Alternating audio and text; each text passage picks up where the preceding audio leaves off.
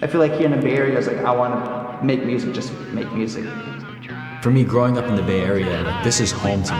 I love making music here. Think I've lost all my reasons to stay. Summer in San Jose hasn't felt the same. Without the jokes that we'd repeat, I might break guts just to feel complete.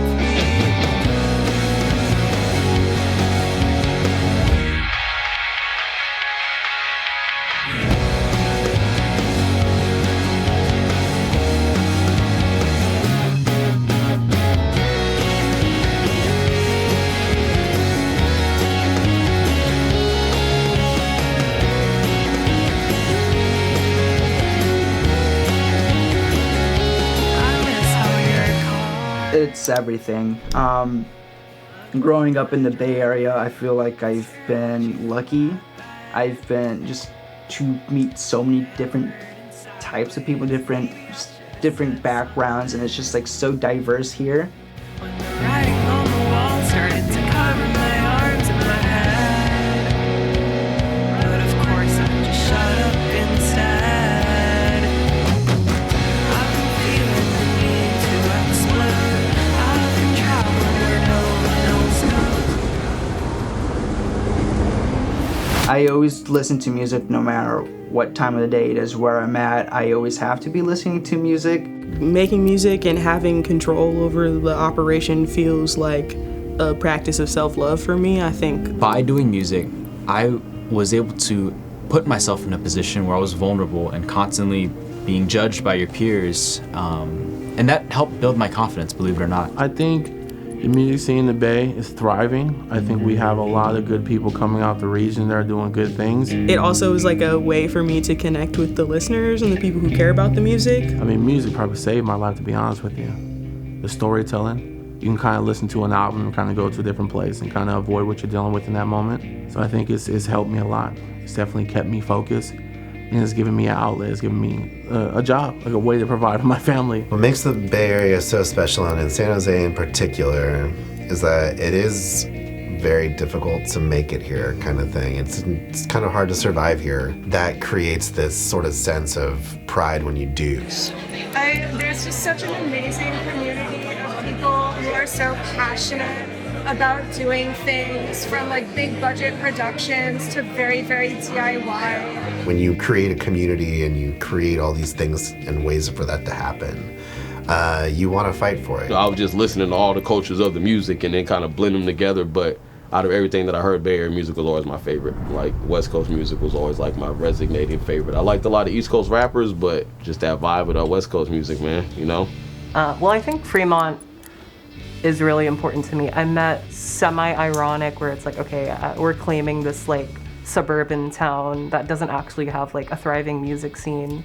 I think people are like just more open-minded here and like more accepting of each other. I decide to do that is just so suburban kids like me who feel like they don't belong. Just to show them that you can be from a place like Fremont. People are just so involved in their community, and because people really do want to make things here, stay here. Bay is just so unique in its own way. It's very special. We're in our own little bubble, and most of us don't know it yet until we start going different places. It's the hustle that we have, you know what I mean? Like, we're just driven to do things, and we're always gonna be that way. You know, after COVID, after things like Ghost Ship, it's just harder to run DIY spaces that are more accessible. And I used to go to a lot of underground stuff that was just in like DIY venues and in people's houses back when I moved to the Bay in like 2010.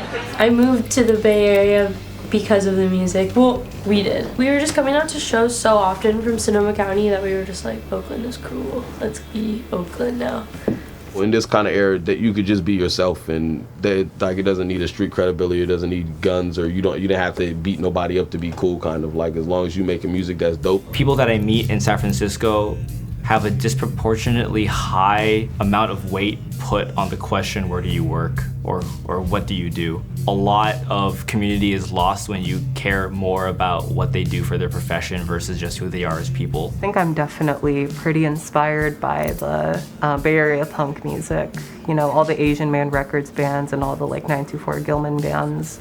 Really started off battle rapping, just watching hella mixtape stuff, watching hella underground stuff, seeing the battle rappings, and then Yeah, I knew since I was a kid this is what I wanted to do, because like I grew up in foster care, so I was always by myself, and the only thing I had was radio. So I would listen to these different on-air hosts. I would listen to them at night, and those would be my friends, the different people that I would hear on the air. So I was like, I want to be that person for somebody someday. And I also thought it was cool to play music and to meet celebrities and to go places and go on trips. Just thought it was hella cool how they was just joking on each other. Like I thought it was hella funny, like a big roast session in front of everybody. Like who more funnier, you know what I'm saying? I think I started booking freshman in college, about 2021, 22 area, and I thought, I have a band, I want to play as many shows as I can, might as well become a booker and book myself. I'm just on my computer, kind of like just playing around with different songs and seeing like what I would want to hear.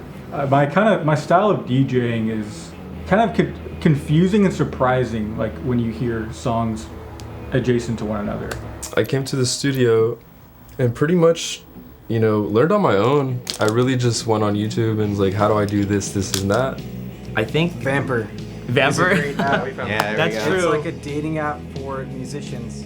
And that's how I met these guys. That's how you was joined on the this band. app for musicians. So I started just songwriting on my ukulele and then slowly got into like the keys and the guitar a little bit. Either I reach out to someone I want to book a show for, or if a friend reaches out to me, then I'll book for them. I started with poetry, so that's definitely how I got like where I am today, but making beats, I used to like make beats on my laptop when I was like 13 on Fruity Loops. Well, I guess, I don't know when this is gonna air, but Sunday, November 2nd, it's gonna be a bunch of vendors selling a bunch of cool shit and DJs playing music, and I'm gonna be one of those DJs playing music. Called At the Lake. It's kind of like a record and maker fair, but just a lot of different people.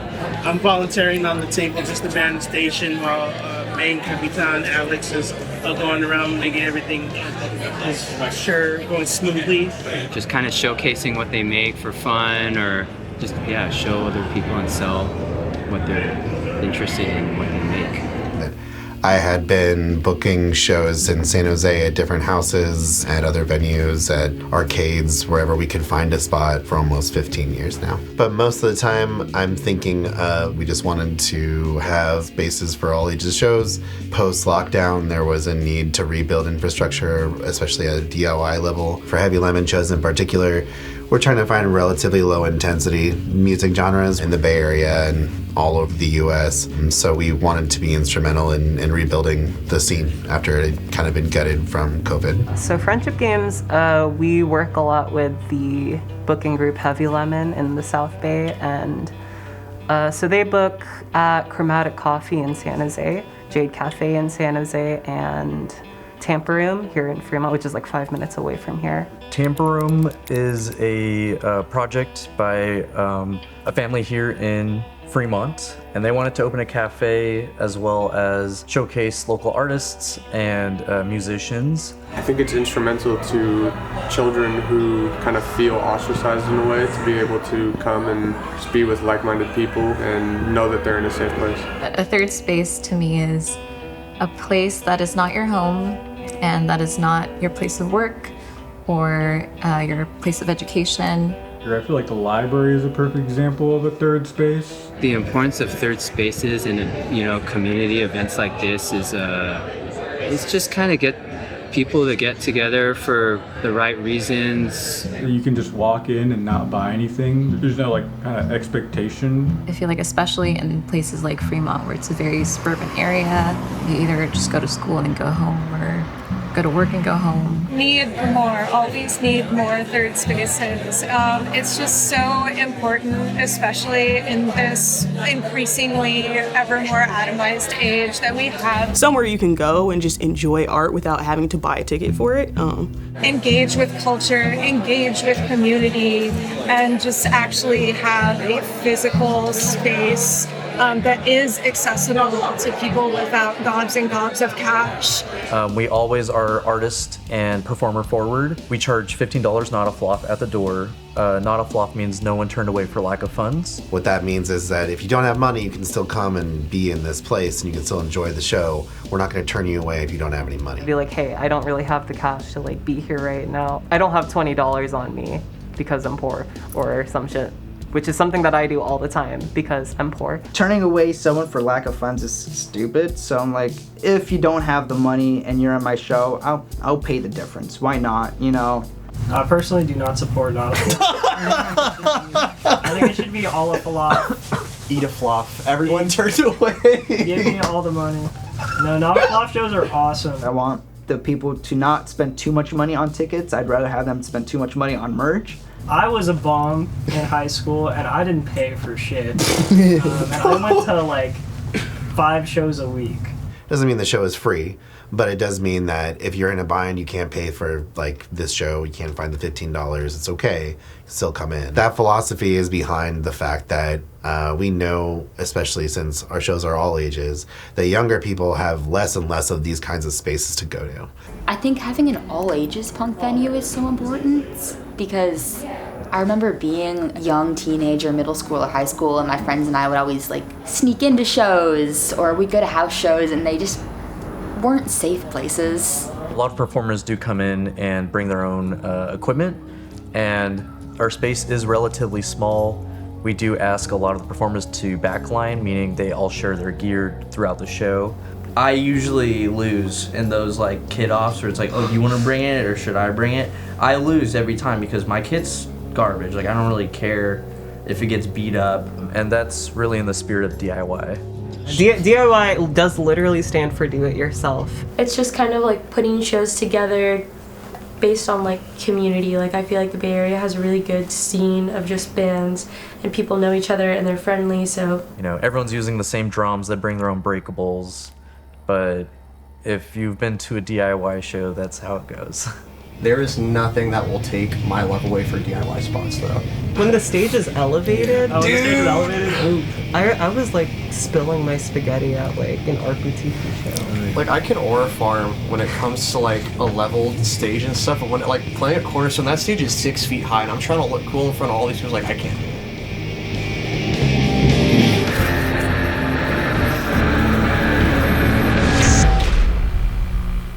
The RPTiki closing is a giant loss for the South Bay. Not just because losing any space is catastrophic in a time where there's still not a ton of places to play. In itself, just being around for the past, 16 years or whatever it's been, means that every single person that has played a Heavy Lemon show has most likely played at RPTiki at some point. Just knowing the amount of talent in that building that's gonna have to look for somewhere else to go means that we're losing so much. We're losing not only a space, but all these talented people. It's a spot that has great sound. It's a spot that has great lighting. There's a stage. It's a real venue. But now that they're losing it, I think that we can all see, how important that space really was and why keeping a venue like that is so difficult, just because they get priced out so easily here in the Bay Area. It was a hellhole. It was a death trap. Seeing this orange wall of fire, it felt like seeing a monster. The ghost ship fire, it was when... It was a warehouse fire. Lots of surface area that could be just torched, and a lot of people knew that it was a very unsafe venue. That was like cluttered with stuff, I think is what the issue was, and lit on fire, and people were trapped inside and burnt alive. If you compare it to living in a home, the ghost ship was like a hoarding nightmare. And they might still be out there. I'm not aware of them, but there was tons of underground warehouse shows back then. This was the worst fire in Oakland's history. I worry about the artist community and how it's going to be destroyed. This situation is going to bring a huge backlash. If shit like that happens, it should change. It sucks, it ruins it for everybody else, but it's like, can't have your cake and eat it too. There was a big crackdown nationwide, worldwide on DIY spaces.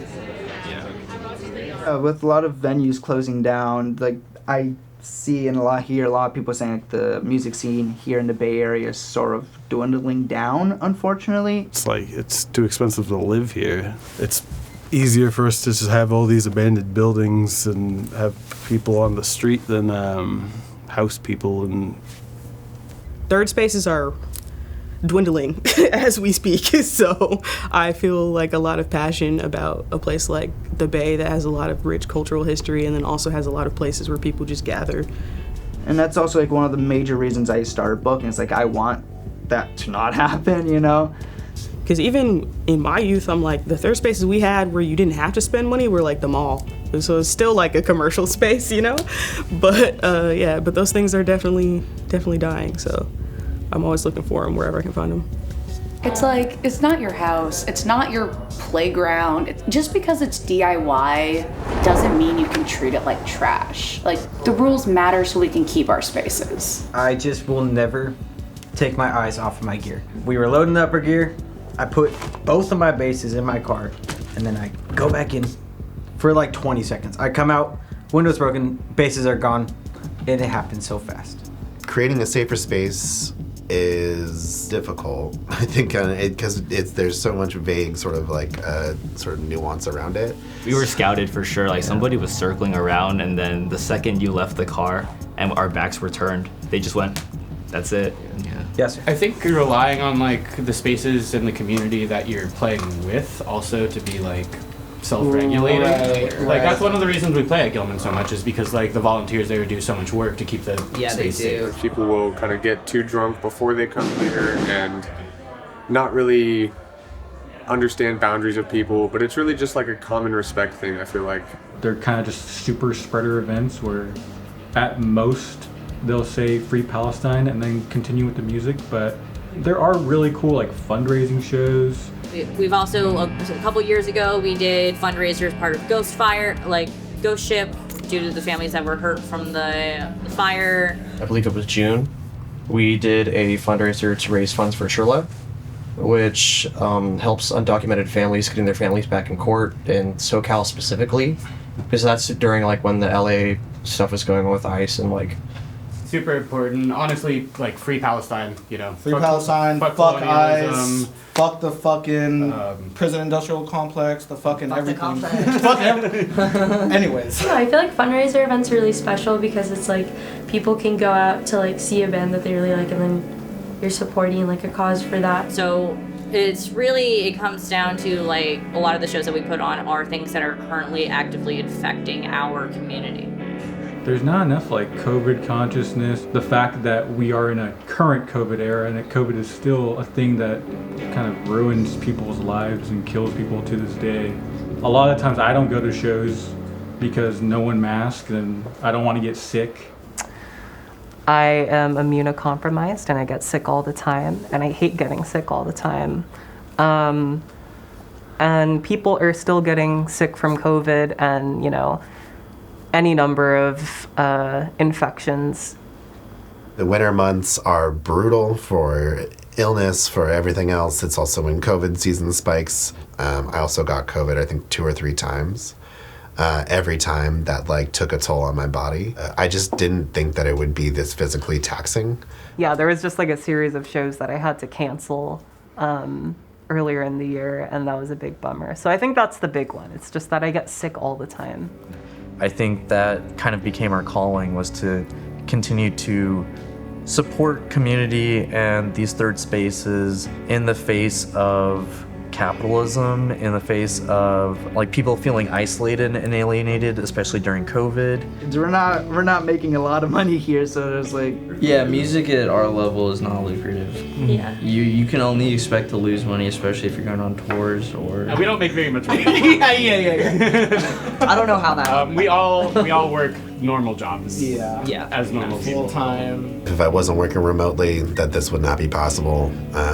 I couldn't go on tour as much as I have. Music is not a lucrative business unless you have like a core fan base that actually shows up to shows and supports you via merch or just actual physical music sales. Yes, we can put in our own money from our jobs into the project, but hopefully we get to a point where there's enough fans and there's enough support where we don't have to be pulling from our own funds in order to fund this project. I don't care if I lose money. I actually like working so I can lose money on the music I put out. Yeah. Yeah, we suffer. Yeah, we definitely suffer. On everything we're suffering, but you know, we do it because it's for the culture. I'm just like, music feels like a chore, and then that's just because I'm so caught up in like school, work, that I just don't have fun with it. There have been so many times this year where I've burnt out and I've just said I want to drop it all and quit. I can't. It's normal to want to quit, you know what I mean? But if it's really your dream and it's really something that you're passionate about, like, you don't stop. I've definitely experienced writer's block, but I think the way that I broke out of that was like not accepting writer's block as a real thing. Like, I really just was like, it's not real. Like, there are periods of time where I'm going to be writing and periods of time where I'm living life, and the living life is like fueling the writing. You know what I mean? There's been a few times where I did stop pursuing my dream of being on the air. I think the fact that we work together so often, we do experience burnout because it's like, maybe if you're not getting the results that you want, you can kind of feel like you're running in like a fucking circle. Like, am I doing right what I'm supposed to be doing, or like, am I like delusional? in a way, it's our own third space that we're looking for outside of, you know, home life, outside of work life, which we share together. And so we have to make time for ourselves and be intentional with it. Sometimes I just need to take a break. Like, I'll go months without, I don't know, really producing anything that I'm happy with. But I think I know that music will always be there. Sometimes this can be stressful. Sometimes, like, you know, getting a show out on time can be stressful. It's usually as soon as you're done with one thing, you're moving on to the next. Important thing if you're getting burnt out and stuff, just try not to not fall out of love with the music, because, like, you know, that's why you're doing it. It's very difficult to, like, balance everything, but, like, it is such a joy to get to do all the events that we do together in this space.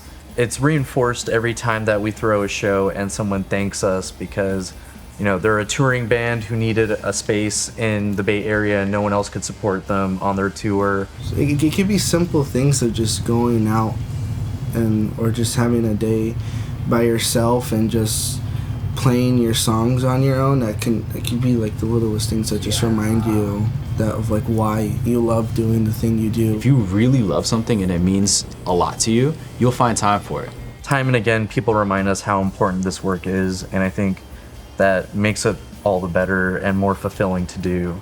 It's okay to take a break. I know, like, it's grind set mindset, you know, like if you're not writing every day, if you're not posting every day, you know, yeah, exactly. If you're not going up, you're going down. Yeah. I think as an artist, it's really important to be able to rest and to let yourself recharge and refill your bucket. Get inspired through things that are not your particular medium, and you will probably have some sort of idea, and it's okay if you're not writing right now, because there needs to be incubation periods where you're just like thinking and processing and witnessing. Even though music doesn't pay the bills, I pursue it every day because I love it. It's something that I grew up with. It's a part of me, it's my identity. I really can't imagine what life would be like without it. To young artists, I would say, you know, there's just as much value in making something and then deleting it, or making something and never sharing it with anyone. So, you know, I would just say keep going and try to remain as positive as possible and just go through the process. Falling in love with the process, whatever that looks like, I think is really important. I would say trust your taste. You have good taste. You like what you like, and I think your taste is good, and you bring a freshness. One of my friends said this once, like sometimes, like when you put out your alien signal, your like unique signal, other people that vibe with it will hear it, and they will find you, come to you, and you'll find your community that way. Start creating content today. Start posting those videos that you feel like make you look awkward. The ones that make you the most uncomfortable probably to post. That's how I am. I'm just gonna say don't stop. Like, just keep trying, even if it doesn't work out the first time. Like, you should not stop or be discouraged just because it doesn't work out. I don't know, it's just like, it's natural that people fail, and that's just normal. I can't sugarcoat it. It takes a lot of time to be an artist. Put the hours in, invest in yourself, whether that's buying yourself the right equipment, getting yourself studio time. Like, I used to hate spending money on those kind of things, but the reward pays off. It creates a better product. And no one should feel bad about failing. So even if you do fail the first time, just try again and keep trying and don't stop. The community can seem kind of scary. Like from the outside, they seem very hardcore and kind of insular, but the Bay Area has a more sustainable, cool DIY scene. We've been here for almost 40 years. To watching the growth of people who are like, I started playing music because of the Gilman band, or I started getting involved with my local community. Being a part of that community and culture growing up really gave me a sense of purpose and a sense of identity. As soon as you kind of step through those doors and introduce yourself, it's a very loving and welcoming place that you can kind of just be yourself, however you want to be. The game really is community. It's just a really awesome time when a ton of people with a ton of different interests and like artistic pursuits can all come together. I've been here my entire life. I know every in and out of this city. Not the restaurants, just like the ins and outs of the city. I should have emphasized that. I do know every in and out, but like I don't even like that place. Community is something you definitely have to work towards. I think it's an active thing. But I think if you're willing to do the work, you'll realize there's like a lot of people who are helping each other in many ways. And I do think that is kind of starting to come back now. I do feel like I'm seeing like kind of a resurgence of like house shows and things like that. You know, it could just be my perspective, but I do think people are starting to kind of get back into the habit of like... A lot of people who are trying to create those third spaces for people to exist and engage with each other and like revolutionary ideas, so. We had an opportunity at one point to maybe move to Seattle, we were thinking about, possibly LA. I always keep coming back to the Bay because I feel like there's so much work to be done here. I moved away to Austin, Texas for a little bit. And I came back to the Bay maybe like almost 4 years ago now. We're all just doing this for the love of the game, honestly. I don't see myself like ever like stopping like music, like ever. Like even if it provides $0 to my name, I'll probably still make music. I feel like I just had some unfinished business, like spiritually in the Bay. I'd be juiced, even if it got 50 million plays, 100 million plays. Every time I hear it, even somebody in the car in a function like, oh, they playing my shit, oh, they play Yankee. I still get excited. Like, I'm glad. I'm very thankful that I was able to even be around the people and be around the artists that had ideas to help contribute to everything that went on. And I'm grateful I was able to play my part to help contribute. I'm grateful that we got to have the Panoramic and Yankee combo. Like, we done spent years performing those songs back to back. Yeah, basically, how do I describe D-Mac, man? One of the greatest people I've ever met in my life. Like one of my closest friends I've ever had. These types of things, like a real friend to hold you accountable, like just help me grow as a person, how to treat people, like, bro, you don't gotta talk to people like this, or bro, it's not cool to lie to women like this, or bro, you kind of a better person, and like, I'm gonna love him forever, man. That's my brother, you know what I'm saying? Get a D-Mac, you feel me? The party starter. A lot of y'all know him from the song Panoramic. And yeah, bro, just a great dude. Just a great dude. The day we played our first show, I was at my dad's funeral. And that changed my whole world, and that changed my writing process for everything. It sucks so much, but I'm so glad I'm able to have this as my outlet. You know, I don't want anything else but to be here with my friends, jamming on music, listening to music, doing this. I'm trying not to cry, I'm sorry. But yeah, this means the world to me, and I don't ever want it to end.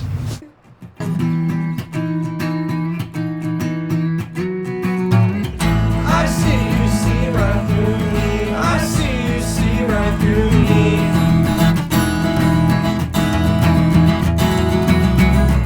I see right through me. I see right through me.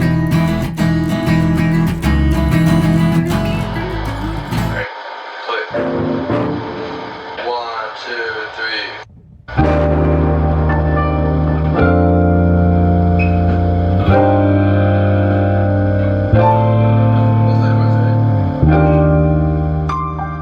Would I do everything over again? You're gonna ask yourself the question, is this worth it? Is the juice worth the squeeze? As long as you're saying yes to those questions, then you don't have anything to worry about. Do it all over again. I do it all over again and then try and do more as well. Yeah, there's like no hesitation. Yeah. It was a bit of like a hero's journey where I had to return and kind of tie some things up. And things ended up very different than what I thought they would end up as. I genuinely love being on the radio. I wouldn't rather do anything else. This is what I enjoy. My listeners are the dopest. I think absolutely. Yeah, 100%. I know for 100% I would, for sure. There are things that I feel like we've done during Grumster that I would do differently, but I wouldn't like do my life differently up to this point. As far as like the experience of being Price to Rock and all that type of stuff, hell no, I'd be Price to Rock 80 times over and over again. If I died and they say, hey, you want to just come back and do it again? You want to run that shit back? Man, run that shit back.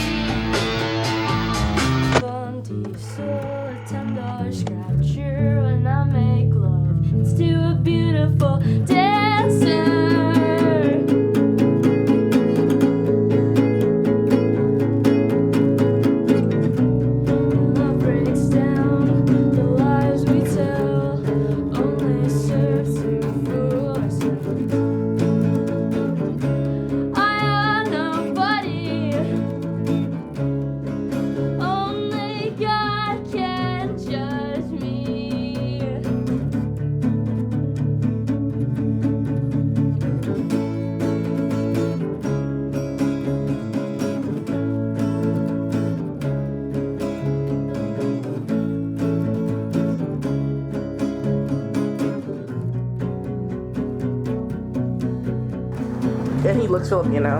Exactly. That's what we want.